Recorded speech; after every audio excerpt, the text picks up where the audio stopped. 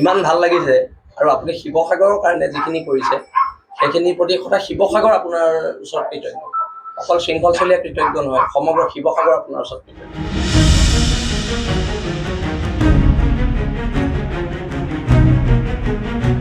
বিৰোধিতা এৰি ভাই ভাই হ'ল আজমল শৃংখল। বদৰুদ্দিন আজমলে মোক বহুত পইচা পাতি দি গৈছে বুলি কৈছে, নাই দিয়া। শৃংখল চলিহাক নিজৰ সৰু ভাই আখ্যা বদৰুদ্দিন আজমলৰ। আৰ শৃঙ্খল মোৰ ভাই, আগে মোৰ চিনাকি নাছিল, এতিয়া আমি দুইজন ভাই ভাই। আজমলৰ সন্মুখতে শৃংখলে ক'লে শিৱসাগৰত কেতিয়াও AIDFক জিকিবলৈ নিদিওঁ। আমি জাতীয়তাবাদী মানুহ। আজি মই আজমল চাহাবকো কৈছোঁ যে আমি ইয়াত শিৱসাগৰত কেতিয়াও AIDFক জিকিব নিদিওঁ। তেওঁ ৰাজনীতি কৰিবলৈ ইয়াত অহা নাই।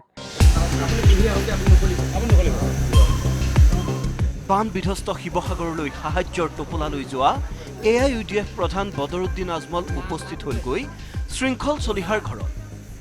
বন্যাৰ্তক সাহায্য প্ৰদানৰ পৰা ৰাজনৈতিক মতাদৰ্শলৈ ঘৰুৱা পৰিৱেশতে দুই নেতাৰ মাজত চলিল আলোচনা। যিমান ফ্লাড এফেক্টেড এৰিয়া ল'ৰা ছোৱালী এইসকলে মেডিকেলত যাবলৈ বিচাৰিছে। আমাৰতো আপুনি জানে ব্ৰাঞ্চ আছে 500 আপুনি মোক আপুনি নক'ব, তই বুলি ক'ব। 25, 30, 35, 40 লৈকে যদি কোনো ল'ৰা ছোৱালীয়ে উচ্চ শিক্ষাৰ খাস কৰি মেডিকেলত যাবলৈ বিচাৰে, আমাৰ দৰ্জা খোলা আছে। বহুত ধন্যবাদ।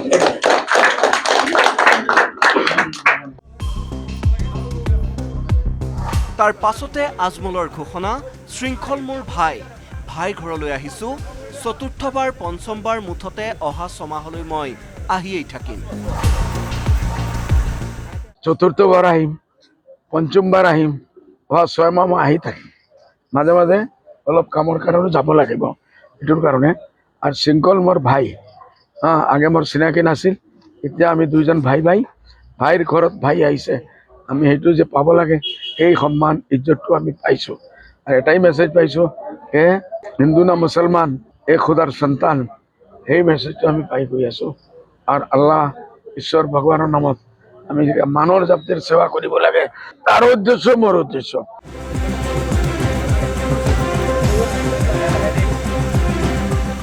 বান বিপৰ্যয়ৰ প্ৰথম অৱস্থাৰ পৰাই শিৱসাগৰৰ ৰাইজক সহায় কৰাৰ বাবে সমগ্ৰ শিৱসাগৰেই আজমলৰ ওচৰত কৃতজ্ঞ বুলি মন্তব্য শৃংখল চলিহাৰ।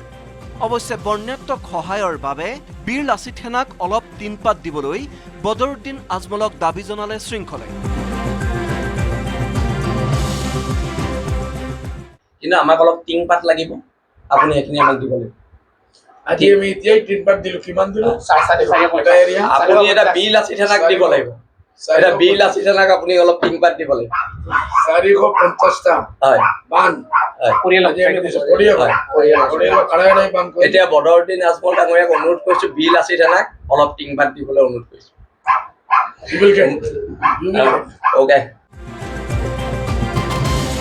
বন্যাৰ্তক সহায়ৰ বাবে ধন্যবাদ জনালেও শিৱসাগৰত কেতিয়াও AIDFক জিকিবলৈ নিদিওঁ বুলিও আজমলৰ সন্মুখতে স্পষ্ট ঘোষণা শৃংখল চলিহাৰ। আমি জাতীয়তাবাদী মানুহ।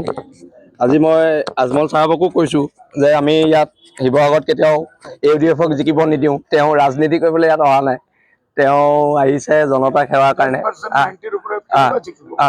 আৰু আমি সেইকাৰণে স্পষ্টকৈ কৈছোঁ, মানে BJP কংগ্ৰেছৰ মানুহবিলাকে আমাক গালি পাৰি আছেতো, আমি সেইকাৰণে কৈছোঁ যে আজমল চাহাবকো কৈছোঁ যে আমি ইয়াত UDFৰ কেণ্ডিডেট জিকিব নিদিওঁ। কিন্তু তেওঁ তাৰপিছত এইখিনি সহায় কৰাৰ কাৰণে খুব ধন্যবাদ। আৰু এতিয়া মানুহে মানুহৰ বাবে ভূপেন হাজৰিকাৰ গানে আগবাঢ়িব লাগিব। কেৱল শৃংখলেই নহয়, বদৰুদ্দিন আজমলে সাক্ষাৎ কৰিলে জাতীয় সংগ্ৰামী সেনা অসমৰ সভাপতি চিতু বৰুৱাকো। বিপদৰ সময়ত শিৱসাগৰবাসীৰ কাষত থিয় দি বদৰুদ্দিন আজমলে মোৰ অন্তৰ জয় কৰিলে বুলি মন্তব্য চিতু বৰুৱাৰ। উজনি অসমৰ বাগাকান্ত ৰাইজৰ কাৰণে বদৰুদ্দিন আজমল চাহাবে যিখিনি ত্যাগ কৰিলে, সঁচা কথা ক'বলৈ গ'লে মোৰ অন্তৰ জয় কৰিছে। মোৰ অন্তৰ জয় কৰিছে। আজমল চাহাবক মই সুস্বাস্থ্য কামনা কৰিছোঁ। আৰু নেদেখা দিনক মই আশীৰ্বাদ বিচাৰিছোঁ অনাগত দিনত আজমল চাহাবক ঠিক এই ধৰণে ৰাইজৰ কাম কৰিবলৈ এটা শক্তি দিয়ক। আন 10জনৰ দৰেই উজনিৰ জলপ্ৰলয়ৰ পাছতেই দুৰ্গত লোকসকলক ধনে জনে সহায়ৰ হাত আগবঢ়োৱাৰ বাবে এনেদৰেই দলমত নিৰ্বিশেষে সকলোৱে এতিয়া শলাগ লৈছে বদৰুদ্দিন আজমল।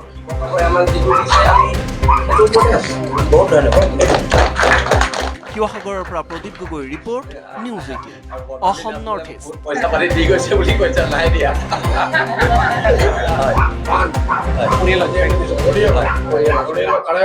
এতিয়া বদৰুদ্দিন আজমল ডাঙৰীয়াক অনুৰোধ কৰিছো বিল আছে থানাক অলপ টিংপাত। আপুনি বিচৰা বাতৰি পাব কেৱল নিউজ 18 এপত। নিউজ 18 এপ ডাউনলোড কৰিবলৈ স্কেন কৰক এই QR কোড। গুগল প্লে ষ্টৰতো পাব এই নিউজ 18 এপ।